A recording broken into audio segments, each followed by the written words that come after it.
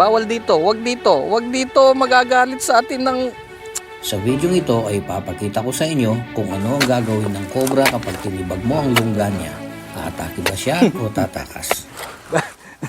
Bahin ng langgam.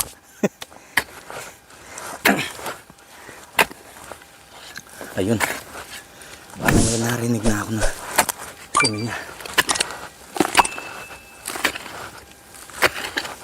Ay. Tingnan mo ito. Dito. Ayan o. Nakita na natin, tama. May cobra. Bibigyan natin siya ng daan dito. Titignan natin. Dito siya, papunta doon yung lungga niya. Gigibain pa natin dito.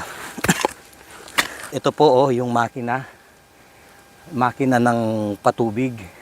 So, ibig sabihin po, regular na pumupunta dito yung tao. Posible din na matsyempuhan niya.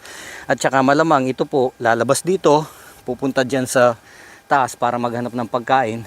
Baka magkaroon ng enkwentro yung may-ari dito at saka itong cobra. Uy! Ay, mahaba naman. Dalawa yata sila.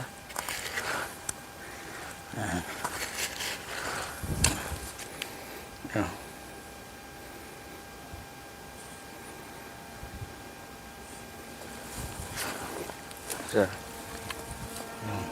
Alala.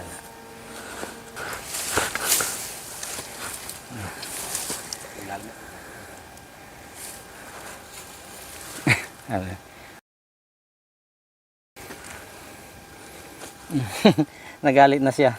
So at least nung hinukay ko kanina, nakita nyo na sinubukan lang niyang umalpas. Kaya lang dito po siya pumupunta sa taas. May kubo po kasi dyan, baka hindi na rin namin maagilap. Dapat lumayo po siya dito. So kahit na wag lang dito sa mismong lugar ng kubo. Ano kaya?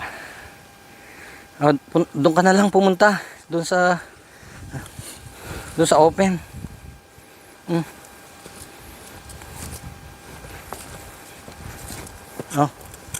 Sige, malis ka na. Kahit kaunti po ay napakita ko yung gusto kong sabihin. Titibagin mo lang yung bahay niya at hindi mo naman siya tatangkaing hawakan o hulihin. Kahit threat display, hindi siya magti-threat display. Ang unang gagawin talaga niya ay tumakas. Kaya lang dahil po nagpipilit kasi siyang pumunta dun sa taas, baka po may iba pa siyang matataguan. Delikado po dun sa tao. Kaya po hinuli natin siya uli dahil doon siya pumupunta. Kumbaga ngayon, felt na po niya na na-corner na siya. Kaya mas minamabuti po niya na mag-threat display. Manakot. Parang sinasabi niya na iwan niyo ako, hindi ako natatakot sa inyo, kakagatin ko kayo, mapapatay ko kayo. Sa katotohanan po, pagkatapos natin gibain yung bahay niya, kung hindi po namin siya sinubukang hulihin, umalis lang po yan ng diretso. O sige, pwede ka nang umalis. Ayaw mo, kunan mo lang siya. Ayaw umalis eh. Hintayin natin siyang gumapang. Dapat doon siya sa gawin doon pupunta. Talagang doon niya gusto eh. Ayan. Bawal ka dito, bawal. May tao dito, may tao dito. Bawal dito, wag dito, wag dito, magagalit sa atin ng... Dito.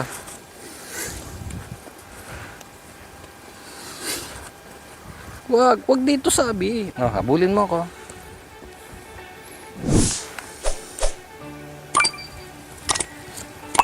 Ang ating mga videos ay for awareness, kamalayan, na ang mga cobra ay sadyang kasama natin sa mga agricultural na lugar.